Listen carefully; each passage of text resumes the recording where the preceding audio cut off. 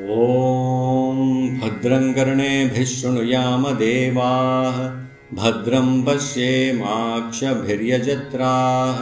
स्थिरैरङ्गैस्तुष्टुवागंसस्थनूभिः व्यशेम देवहितं यदायुः स्वस्ति न इन्द्रो वृद्धश्रवाः स्वस्ति न पूषा विश्ववेदाः स्वस्ति नस्तार्क्ष्यो अरिष्ठनेमिः स्वस्ति नो बृहस्पतिर्दधातु। ॐ शान्तिः शान्तिः शान्तिः। ॐ नमस्ते गणपतये त्वमेव प्रत्यक्षं तत्त्वमसि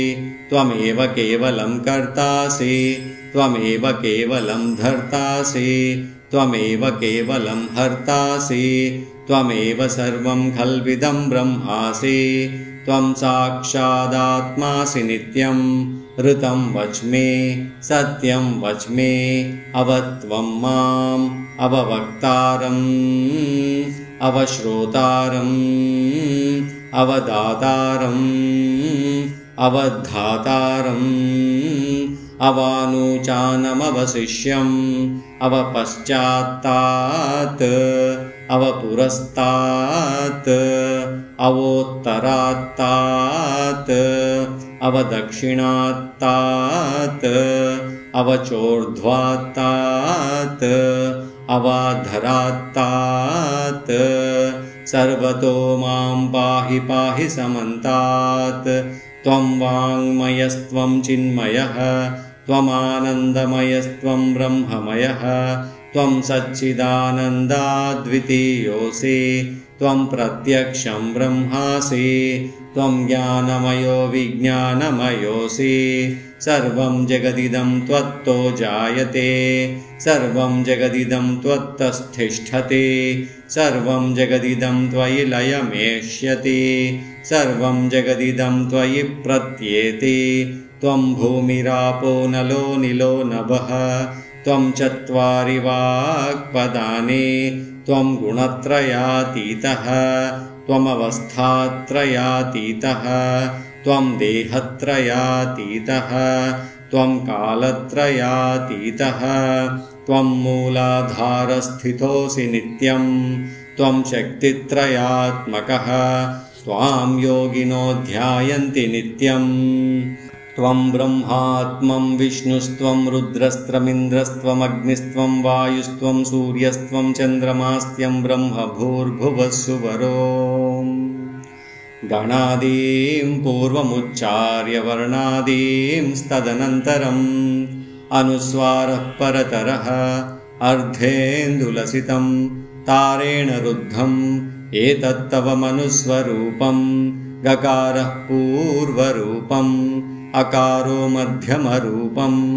अनुस्वारश्चान्त्यरूपम् बिन्दुरुत्तररूपम् नादः सन्धानं सगुम्भिता सन्धिः शेषा गणेशविद्याः गणकऋषिः निचृद्गायत्री छन्दः श्रीमहागणपतिर्देवता। ॐ गं गणपतये नमः। एकदन्ताय विद्महे वक्रतुण्डाय धीमहि तन्नो दन्तिः प्रचोदयात्। एकदन्तं चतुर्हस्तं पाशमं कुशधारिणं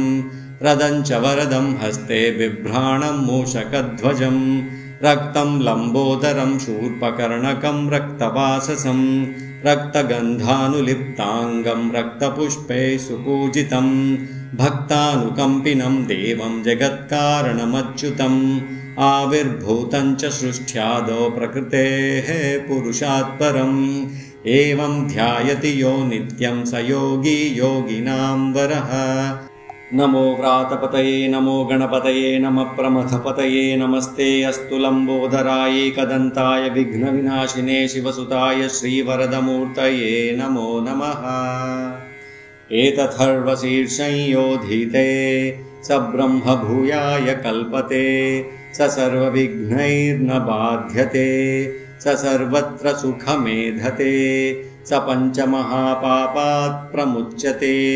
सायमधियानो दिवसकृतं पापं नाशयति प्रातरधियानो रात्रिकृतं पापं नाशयति सायं प्रातः प्रयुञ्जानो पापो पापो भवति सर्वत्राधियानोपविघ्नो भवति धर्मार्थकाममोक्षं च विन्दति इदमथर्वशीर्षमशिष्याय न ध्येयं यो यदि मोहात् दास्यति स पापीयान् भवति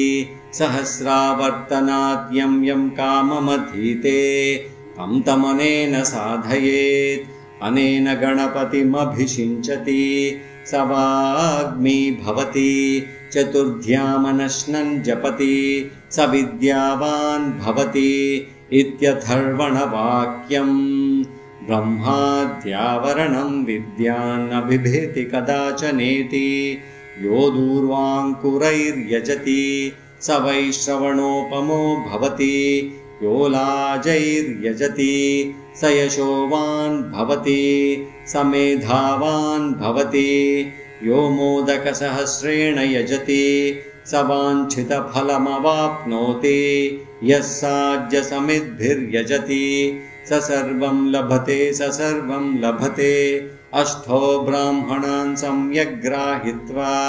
सूर्यवर्चस्वी भवति